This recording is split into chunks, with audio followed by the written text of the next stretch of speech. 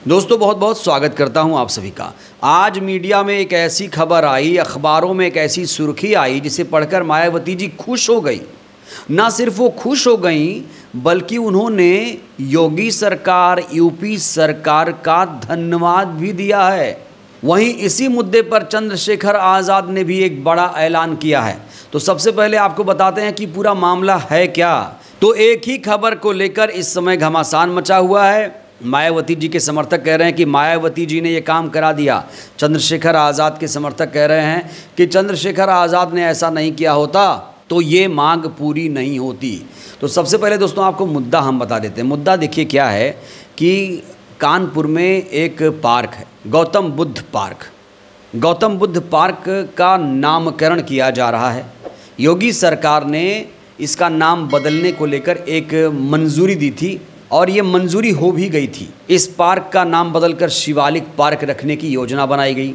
उसके बाद चंद्रशेखर आज़ाद ने योगी सरकार को एक लेटर लिखा, मैं आपको लेटर भी दिखाऊंगा, और मायावती जी ने भी इसको लेकर आवाज़ बुलंद की। लेकिन आज खबर ये मिल रही है कि जिस पार्क का नाम बदला जाना था अब वो नाम नहीं बदला जाएगा, यानी जो कानपुर का गौतम बुद्ध पार्क है वो गौतम बुद्ध पार्क ही रहेगा। उसके पार्क में कोई संशोधन, बदलाव नहीं किया जाएगा। और इसी को लेकर मायावती जी ने योगी सरकार का शुक्रिया अदा किया है। तो बुद्धा पार्क अब शिवालिक पार्क में तब्दील नहीं होगा। और इसी को लेकर मायावती जी ने आज एक्स पर एक पोस्ट किया जिसको लेकर बड़ी ज़्यादा चर्चा है।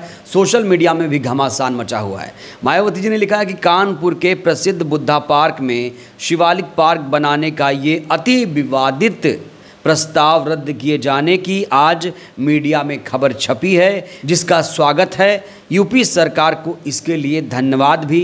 उम्मीद है कि सरकार आगे अन्यत्र कहीं भी ऐसा कोई विवाद खड़ा करने के षड्यंत्र को गंभीरता से लेकर इसके विरुद्ध सख्ती करेगी ताकि समाज में शांति व्यवस्था, आपसी भाईचारा और सौहार्द का वातावरण ना बिगड़े।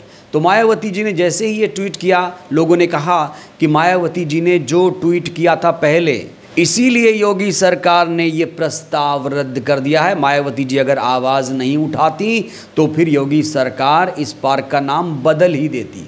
उधर चंद्रशेखर आज़ाद के भी समर्थक यही दावा कर रहे हैं कि चंद्रशेखर आज़ाद ने लेटर लिखा इसलिए ऐसा हुआ। दोस्तों अब आपको दिखाते हैं कि मायावती जी ने इसको लेकर ट्वीट क्या किया था। सबसे पहले मायावती जी का पुराना ट्वीट देखिए, एक दिन पहले का ये ट्वीट है।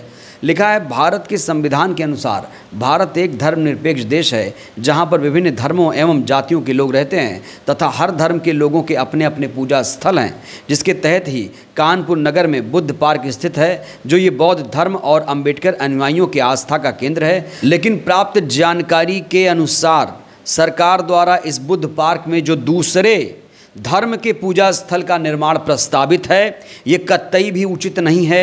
सरकार इसे तत्काल रोके, वरना यहाँ के लोगों के बीच अशांति और घृणा फैल जाएगी।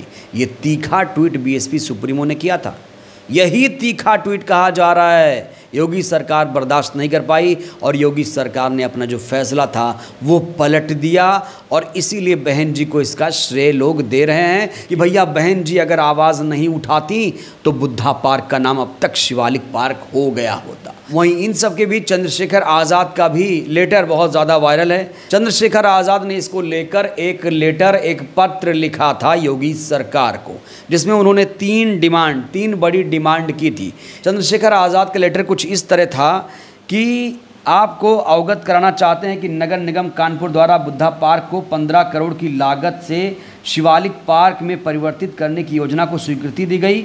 माननीय मुख्यमंत्री जी, उल्लेखनीय है कि गौतम बुद्ध पार्क शहर के सबसे बड़े पार्कों में शामिल है। गौतम बुद्धा पार्क केवल हरित क्षेत्र नहीं बल्कि बाबा साहेब गौतम बुद्ध की करुणा, समानता, बंधुत्व के विचारों से जुड़ा हुआ प्रतीकात्मक स्थल है।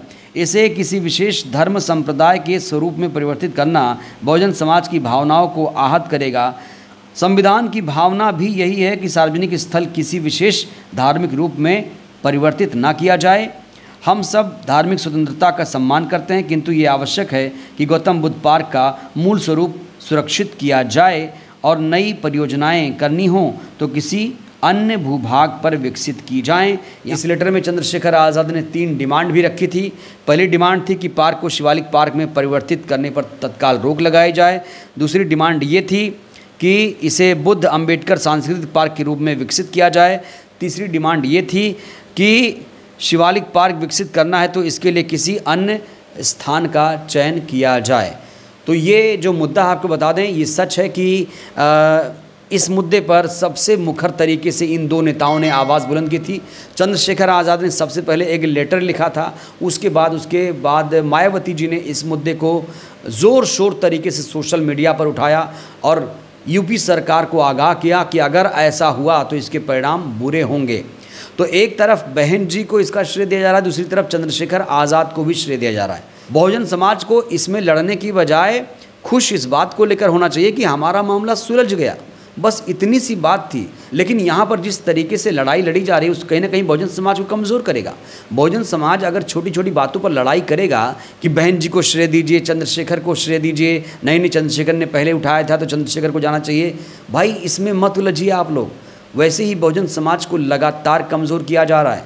अभी इस मामले पर ज़्यादा खुश होने की ज़रूरत नहीं है, बहुत बड़े बड़े मुद्दे अभी सुलझने बाकी हैं। बोधगया में क्या हो रहा आप सभी को पता है ना, BT एक्ट को अभी तक रिपील नहीं किया गया है। ग्वालियर हाई कोर्ट में अभी तक बाबा साहब की मूर्ति नहीं लग पाई है, क्या आप लोगों को पता है? ये जो राजस्थान हाई कोर्ट में मनु की मूर्ति लगी है वो अभी तक वहीं लगी हुई है, वो नहीं हटी है। तो गौतम बुद्ध पार्क को शिवालिक पार्क में नहीं बदला गया, ठीक है, अच्छी बात है कि नहीं बदला जाएगा, प्रस्ताव रद्द कर दिया गया, लेकिन अभी बहुत बड़े बड़े मुद्दे बाकी हैं जिन पर अभी बहुजन समाज को बहुत ज़्यादा संघर्ष करने की ज़रूरत है। वहीं चंद्रशेखर आज़ाद ने CJI BR गवई को भी एक लेटर लिख दिया है। एक लेटर लिखा है कि सभी न्यायालयों में बाबा साहब की तस्वीरें लगाई जाएं।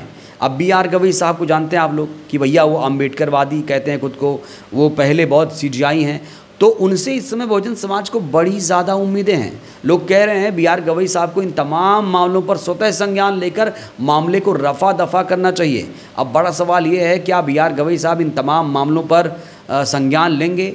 ग्वालियर हाई कोर्ट का मुद्दा तो काफ़ी ज़्यादा पुराना हो गया, उधर BT एक्ट का मुद्दा भी काफ़ी ज़्यादा पुराना है, और ये तो जो जयपुर हाई कोर्ट में मनु की मूर्ति लगी ये भी बहुत सालों पुरानी है। तो इन तमाम मुद्दों पर अगर BR गवई साहब स्वतः संज्ञान लेकर कोई एक्शन लेते हैं तो ये कहा जा रहा है कि बहुजनों के हक में एक बहुत बड़ा फैसला होगा, और अगर BR गवई साहब ऐसा कर देते हैं तो फिर उनका नाम स्वर्ण अक्षरों में लिखा जाएगा। बहरहाल दोस्तों, इस वीडियो में इतना ही। जिस तरीके से योगी सरकार ने अपना प्रस्ताव निरस्त किया, आपको क्या लगता है इसका श्रेय किसे जाना चाहिए और क्या बहुजन समाज को लड़ना चाहिए? प्रतिक्रिया दीजिएगा। धन्यवाद।